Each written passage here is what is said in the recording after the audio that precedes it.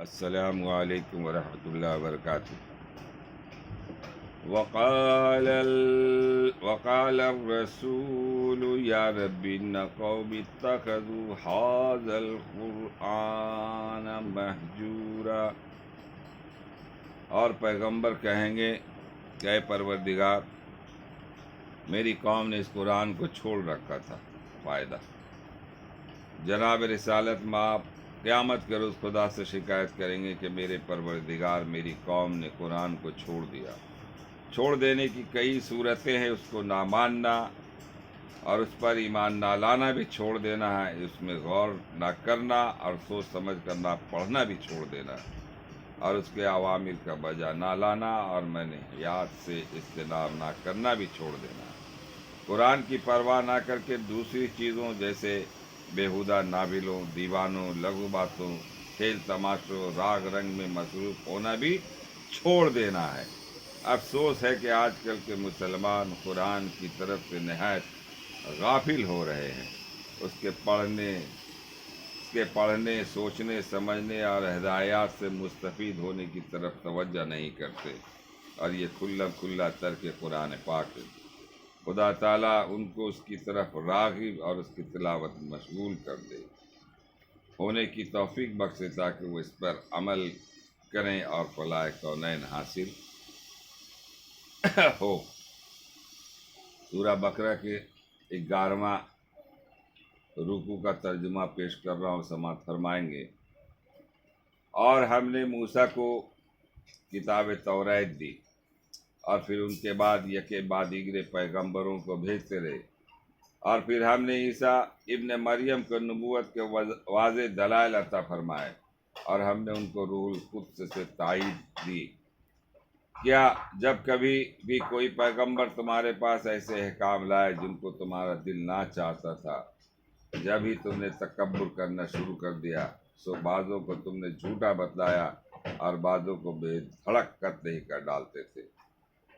اور وہ یہودی افتخاراً کہتے ہیں کہ ہمارے قلوب محفوظ ہیں، بلکہ ان کے کفر کے سبب ان پر خدا کی مار ہے، سو بہت ہی تھوڑا سا ایمان رکھتے۔ اور جب ان کو ایسی کتاب پہنچی، یعنی قرآن، جو من جانب اللہ ہے، اور اس کی بھی تصدیق کرنے والے جو پہلے سے اس کے پاس ہے، یعنی توریت، حالانکہ اس کے قبل وہ خود بیان کرتے تھے کفار سے، پھر جب وہ چیز آ پہنچی جس کو وہ خوب پہچانتے ہیں، تو اس کا صاف انکار کر بیٹھے۔ سو بس خدا کی مار ہو ایسے منکروں پر۔ وہ حالت بہت بری ہے جس کو اختیار کر کے وہ اپنی جانوں کو چھڑانا چاہتے ہیں، اور وہ حالت یہ ہے کہ کفر کرتے ایسی چیز کا جو حق تعالیٰ نے نازل فرمائی، محض اسی ضد پر کہ اللہ تعالیٰ اپنے فضل سے جس بندہ پر اس کو منظور و نازل فرمائے، سو وہ لوگ غضب بالائے غضب کے مستحق ہو گئے۔ اور ان کفر کرنے والوں کی ایسی سزا ہوگی جس میں ذلت بھی ہے۔ اور جب ان سے کہا جاتا ہے کہ تم ایمان لاؤ تمام کتابوں پر جو اللہ تعالیٰ نے متعدد پیغمبروں پر نازل فرمائی ہیں، تو کہتے ہیں کہ ہم تو صرف اس ہی کتاب پر ایمان لائیں گے جو ہم پر نازل کی گئی، یعنی توریت، اور جتنی اس کے علاوہ ان سب کا انکار کرتے ہیں، حالانکہ وہ بھی حق ہیں اور تصدیق کرنے والی بھی ہیں اس کی جو ان کے پاس ہے، یعنی توریت کی۔ آپ کہیے کہ اچھا تو پھر کیوں قتل کیا کرتے تھے اللہ کے پیغمبروں کے اس کے قبل کے زمانہ میں، اگر تم توریت پر ایمان رکھنے والے تھے؟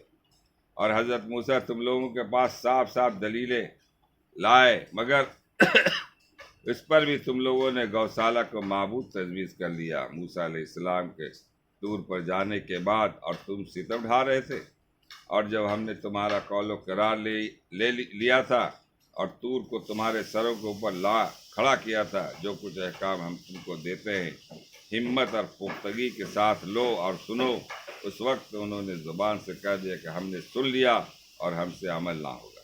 اور وجہ اس کی یہ ہے کہ ان کے قلوب میں وہی گوشالہ پیوست ہو گیا تھا، ان کے کفر سابق کی وجہ سے۔ آپ فرما دیجئے کہ یہ افعال بہت برے ہیں جن کی تعلیم تمہارا ایمان تم کو کر رہا ہے۔ اگر تم اہل ایمان ہو، آپ کہہ دیجئے کہ اگر بقول تمہارے عالم آخرت محض تمہارے لیے ہی نافع ہے اللہ کے پاس بلا شرکت غیرے، تو تم اس کی تصدیق کے لیے ذرا موت کی تمنا کر کے دکھلا دو اگر تم سچے ہو، اور وہ ہرگز کبھی اس موت کی تمنا نہ کریں گے باوجہ خوف صدا ان اعمال کفریہ کے جو اپنے ہاتھوں سمیٹے ہیں، اور حق تعالیٰ کو خوب اطلاع ہے ان ظالموں کا حال کی، اور آپ تو ان کو حیات دنیاویہ کا حریص عام آدمیوں سے بھی بڑھ کر پائیں گے، اور مشرکین سے بھی ان کا ایک ایک شخص اس حوث میں ہے کہ اس کی عمر 1000 برس کی ہو جائے، اور یہ امر عذاب سے تو نہیں بچا سکتا کسی کی بڑی عمر ہو جائے، اور حق تعالیٰ کے سب پیش نظر ہیں ان کے اعمال بد۔ اللہ تعالیٰ ہم لوگوں کو پڑھنے اور سننے سے زیادہ عمل کرنے کی توفیق عطا فرمائے۔ اللہ تعالیٰ قرآن میں صاف صاف طور پر بیان کر دے رہے ہیں حضور صلی اللہ علیہ وسلم کے حوالے سے کہ اے میرے بندے، تم سیدھے راستے پہ چلو، جو راستہ جو جنت میں لے جانے والا راستہ ہے، اور اس کے علاوہ اگر جو بھی تم اللہ کے حکم کو توڑ کر کام کرو گے تو وہ دوزخ کی طرف لے جانے والا راستہ ہے۔ اس سے ہم لوگوں کو بچنا چاہیے، اور قرآن کو بغور پڑھنا چاہیے، اور اس کے معنی مطالب کو سمجھنا چاہیے۔ آج ہم لوگ اس سے بہت غافل ہیں۔ اللہ تعالی ہم لوگوں کو ہدایت فرمائے، آمین۔ میں رئیس اعظم حیدری کولکتہ انڈیا سے۔ اس ویڈیو کو آپ دور دور تک پھیلائیں اور اسے سبسکرائب کریں۔ السلام علیکم ورحمۃ اللہ وبرکاتہ۔